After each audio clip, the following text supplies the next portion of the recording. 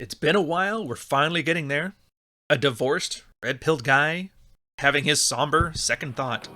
But we can fix it.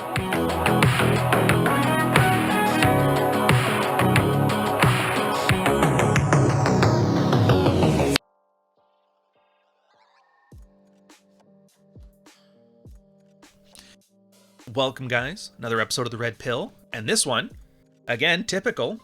Guy puts his field report out there, lays his whole life down, asks you, how do I fix this?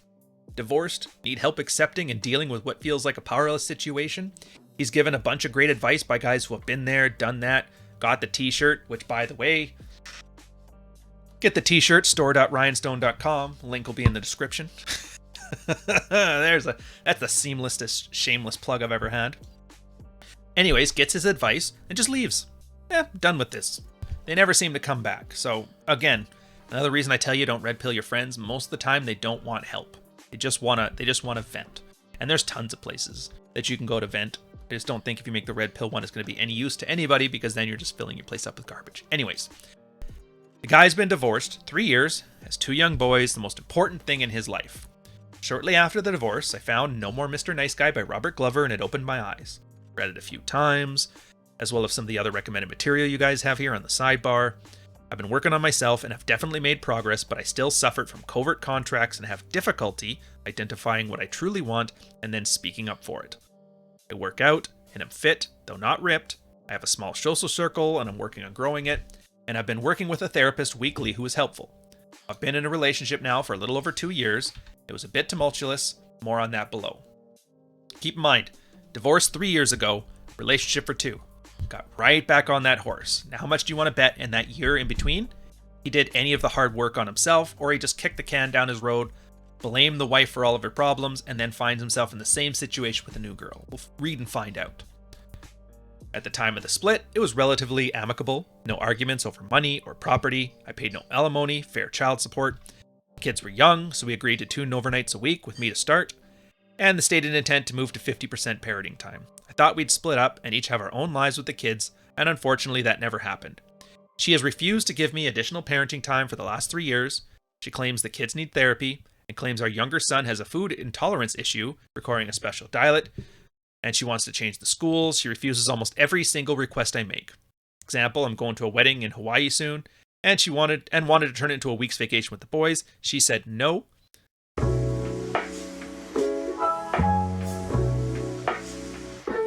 Suffers from anxiety, has control issues, and is frequently sending me emails about mundane shit. So we went to court last year. Long story short, things worked out in my favor, so we settled, and I'm in the process of finally getting my parenting time over the next 6 months. So happy to get fair access to my boys that I've agreed to have the kids assessed for therapy, and unfortunately, I agreed to stick with that restricted diet while we do managed food introductions.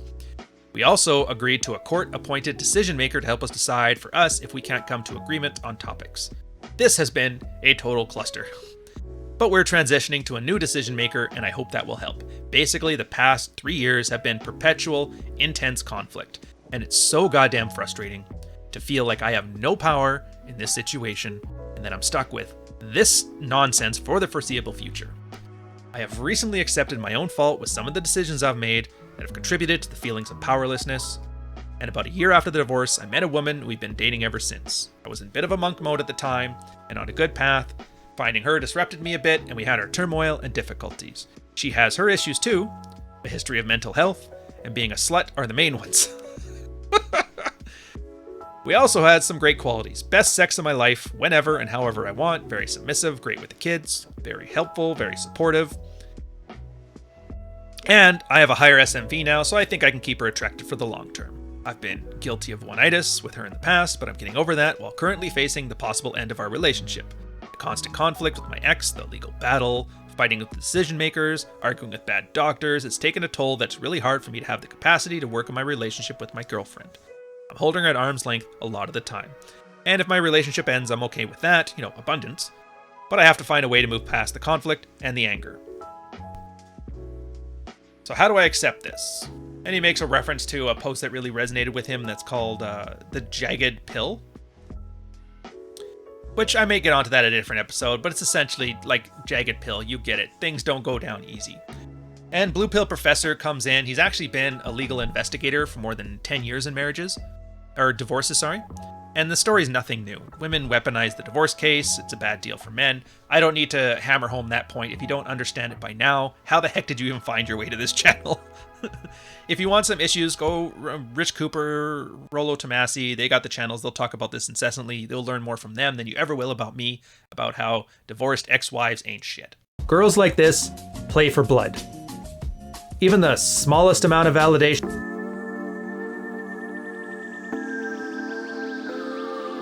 So Jack's looking at... Now, actually, you know what? Before I get to Jack's thing, I'm going to bring up mine. So notice monk mode. I was in monk mode, and then I met her. So it's not monk mode if all it takes is a girl to have... like, and this is one of my things about Frame. Is this really such a strong thing you're doing if one whiff of pussy is enough to get you to completely change your worldview? It's not monk mode. He just wasn't dating anybody. And then somebody showed up in his life and he started dating him. If you're going to call that monk mode, I don't know what to tell you. Secondly, notice, even though it's an ex-wife, even though he knows she's controlling and freaky and insane, he still accommodates this every moment. And at one point, he finally got the upper hand to the point where he can start dictating terms in the relationship. But what does he do? He acquiesces and gives her what she wants anyway. So yeah, if you get two people here, one guy is reasonable, compassionate, self-sacrificial, and the other one's an insane zealot, the insane zealot is going to come out of these ahead every time. He really doesn't come at this from a point of playing to win. And you have to, tit for tat. You got a crazy wife, and there's the worst part. He talks about how his kids are the most important thing in his life. But think about this. His ex-wife has now instilled them with a fear of food on some weird, gluten intolerance that they most likely don't have. He's talking about bad doctors, which are basically diagnosing her hypochondria as if it's a condition for the kids. He refuses to play smart with this stuff, realizing that she's going to be a basket case, ruining the kids in the future. So he talks about how he loves the kids more than anything, but he refuses to step out of any of his nice guy habits or any of his codependent behavior in order to do something nice for them. So always be very wary. In fact, I will argue that I have almost seen this 100%. The kind of guy that tells you his kids are the most important thing in his life, and the kind of guy who does absolutely nothing to further their best interests are 100% correlated. Take from that what you will. I'm not saying you're not supposed to love your kids. I'm just saying the guys that proclaim it remind me a lot of the guys that proclaim that they're an alpha male. It's like, really? You're an alpha male? Your beard doesn't even connect, sir.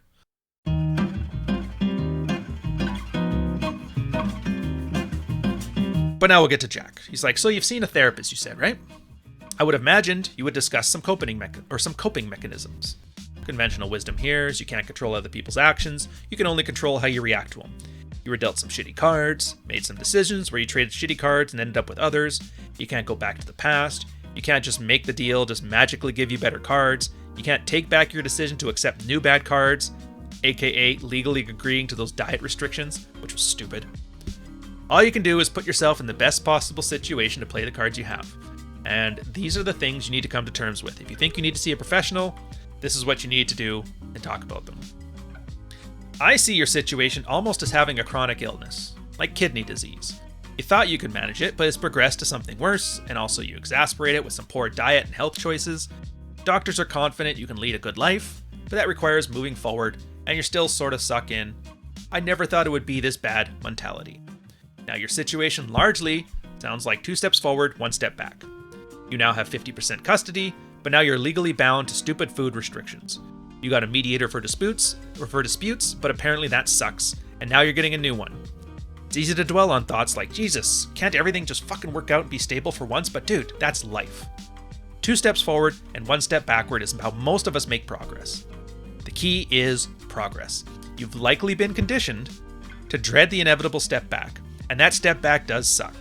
But you have to figure out some way to get perspective on how you're moving forward, because otherwise you're just going to end up anxious and vomiting self-pity like you are now. So here's some specific advice. Take the long view. I do this with my kids. Not everything about their childhood was ideal, but I'd like to think our lives will overlap for more than the 18 years they're in my household. So they're eating really weird food now. Is it causing health problems or growth problems? It sounds like you really don't like your ex's parenting style. Again, nothing you can do about what she does. All you can do is raise them to be the best people they can be. For most of your time together with them, they will be old enough to have their own agency. Things like legal custody and diet restrictions will be irrelevant. Focus on that, and not so much the outcome of every individual court date.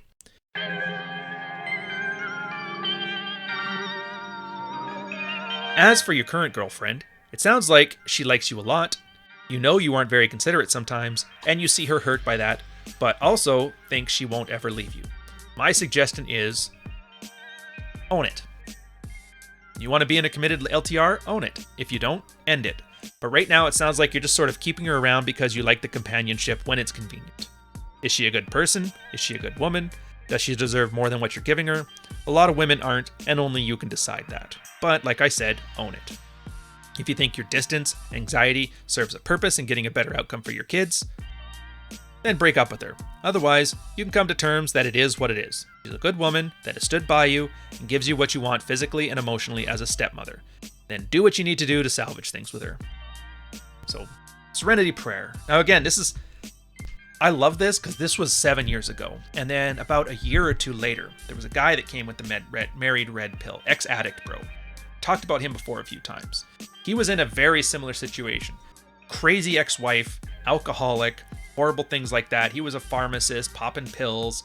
Finally decided for the kids' sake, I gotta get myself clean. The woman didn't like that because it reflected badly on her, so they end up separating. He's like, I can either be an enabler with this girl and be a horrible dad to these kids 100% of the time, or I can separate and be a 100% dad 50% of the time. And you have some exceptions there. Okay, she's gonna get married to a new guy. I have no control over what he does.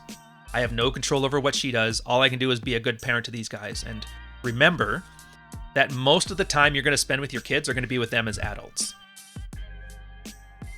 I think the way I put it very, very flippantly was like, if child soldiers from Rwanda can bounce back, I think your kids will be fine after the divorce and your neurotic mom. But again, it's just one of those things you have to accept. A lot of these situations are powerless. I will point out, he did pepper in a few different situations there. We noticed like when the guy was making decisions, a lot of the things that are happening to him right now are because of the result of bad decisions he made. He agreed to a court order for some stupid mealtime, which is, it's not even that the kids haven't a meal, like any of that stuff. Maybe they're chronic, maybe they're, what's the gluten intolerance one?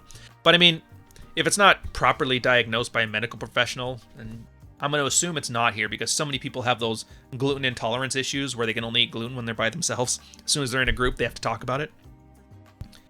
But he agreed to it. And so it's like, oh, this is horrible. I can't believe this thing I agreed to is horrible as I thought it was. It's like, well, you didn't want to stand up for yourself because they dangled the carrot of 50% custody. But knowing that the mom can pull that at any way, just live your life the way you do. And don't tell the courts you're going to do something and then try and weasel out of it because they hate that. Hence the stay-at-home mom thing. If you're going to have a stay-at-home mom and you promise to retire her when she leaves you, or if, let's be optimistic here, if she leaves you, then the courts are going to say, well, you agreed to financially support her and she sacrificed for you, so get paying. That's why most people, especially from the red pill side, prefer working households. Working wife, working husband. All the arguments are just moot. It's like, look, if you decide to leave, I am not signaling to the court that I want another dependent that hates me. I want you to be in your best situation. I don't want you to be with me because you can't afford to leave. I want you to be with me because you want to be with me. So get to work. Anyways, that was a quick one. Hope you enjoyed yourselves. Midswatch, Ryan, you know the deal. Merch is here. Book is here. Talk to you guys later. Have a good one. Cheers.